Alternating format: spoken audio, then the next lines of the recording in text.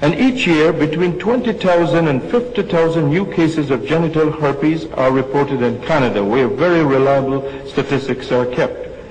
In 1982, there were over 6,000 cases of herpes virus infections reported alone in Canada. More than 40% of these infections were sexually transmitted and largely involved young adults between the ages of 15 and 19 years. And for many other countries, not only the United States and Canada, it's simply because I have these statistics available and I can depend and rely on them, but the statistics are the same, and the prevalence of genital herpes infection makes the disease a virtual epidemic. Among sexually transmitted diseases, it is second only to gonorrhea. The highest incidence of genital herpes occurs among prostitutes, sexually promiscuous young adults, and sexual partners who previously have had herpes infection. In general, this age group is at the highest risk of acquiring sexually transmitted diseases. Within the last 3 years, there has been an increasing number of reports on acquired immune deficiency syndrome, which you all know as AIDS, a disease of emerging epidemic proportion. It is attracting an extraordinary amount of attention. Some of you may know that it was featured in the August issue of Time magazine. Interest and concern on account of its unknown etiology and poor prognosis. There is no known cure for this illness too, which makes previously healthy adults become immunodeficient, and in most cases the victims will die. It is particularly prevalent among male homosexuals. But epidemiological trends indicate that it is slowly increasing among heterosexuals and will gradually spread to the general population. In fact, this has been predicted by just about every agency studying AIDS, that this will gradually permeate into the general population. As you can see, AIDS as a public health problem has been featured as a national problem, an international problem, a problem of worldwide concern, has been featured in Times magazine. It is now considered to be the most important new public health disease in North America. Because of the progressive and relentless epidemic, there is every fear that the disease, with all its frightening implications, might gradually spread to the general population. The consequences and dangers of promiscuous sexual relationships and deviant sexual practices have been expressed in this hadith some 1400 years ago. The lewdness will not exist among people until they appear as a common practice, and plagues, a new disease which did not exist before, will spread among them. The word lewdness encompasses adultery, fornication, I'm told, homosexuality, bestiality, and all other sexual perversions. And it is not wide stretched of any imagination that we should not consider herpes and AIDS as clear examples of new diseases, and indeed at the present time new diseases for which we have no cure. Thank you very much. The Quran on Geology. Dr. Alison Pete Palmer.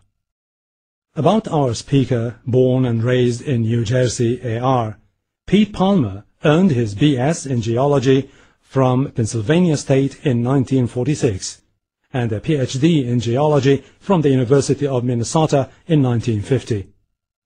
During his lengthy career, he has held various positions in geology and paleontology, including Cambrian geologist, paleontologist, U.S. Geological Survey in Washington, D.C. from 1950 to 1966, Professor of Geology, State University of New York at Stony Brook from 1966 to 1980, and Centennial Science Program Coordinator, mega editor for about 40 volumes of multi-authored books on the geology of North America for the Geological Society of America in Boulder from 1980 to 1993. Since 1993, he has been recentered as president of the small non-profit Institute for Cambrian Studies. Dr. Alison Pete Palmer will now take you on an historic passage through time, using the now recently obtained knowledge from geological sciences, which he verifies so wondrously using chosen verses from the Qur'an and clearly stated comments of Prophet Muhammad, peace and blessing be upon him, known as hadith. In order to discuss the significance of geological ideas or perceptions from the Qur'an and hadith, it is first necessary to provide some background information describing where geology is today and how it got there.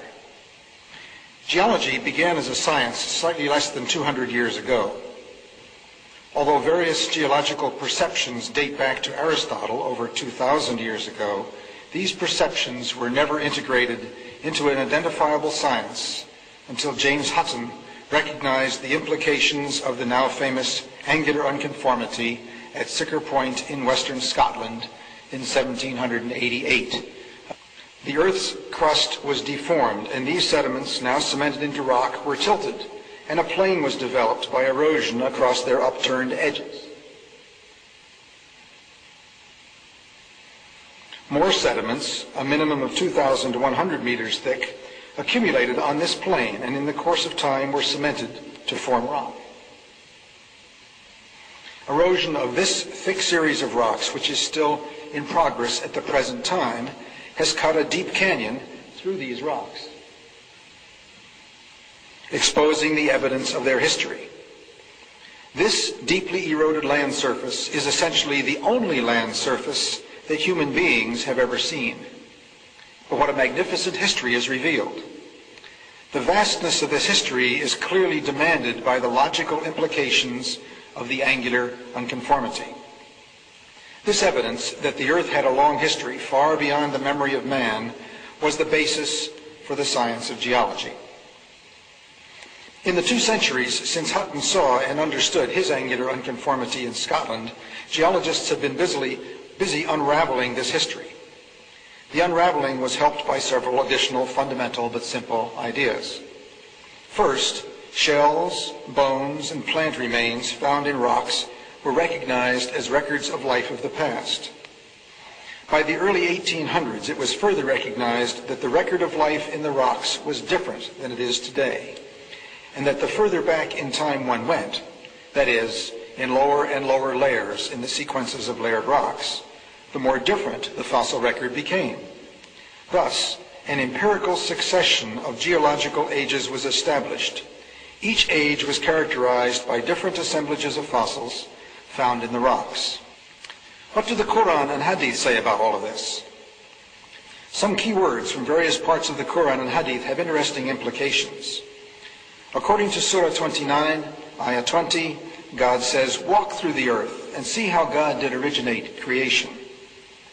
The story that I have just presented is the product of thousands of geologists walking through the earth, observing and thinking about their observations, primarily since the early 1800s. Next slide.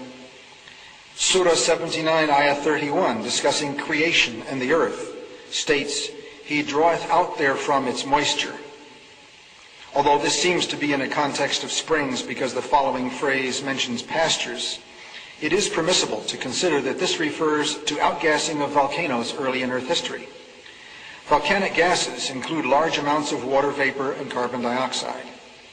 We believe that volcanoes early in Earth's history were the sources for the oceans and the atmosphere, an understanding only reached within the last century. Next slide. Surah 79, Ayah 32 states, also in the context of creation, "And the mountains hath he firmly fixed." Similar mention of mountains is found in several other surahs. It is permissible to interpret this to imply that mountains are rooted and that modern geophysics has established deep crustal roots for the axial parts of mountain systems at converging plate boundaries. Several surahs mention geological perceptions tied to earthquakes. Next slide. Surah 86, Ayah 12, in a context of predicting happenings on the Day of Judgment, states, "And by the earth, which has faults." And Surah 67, Ayah 16, next slide,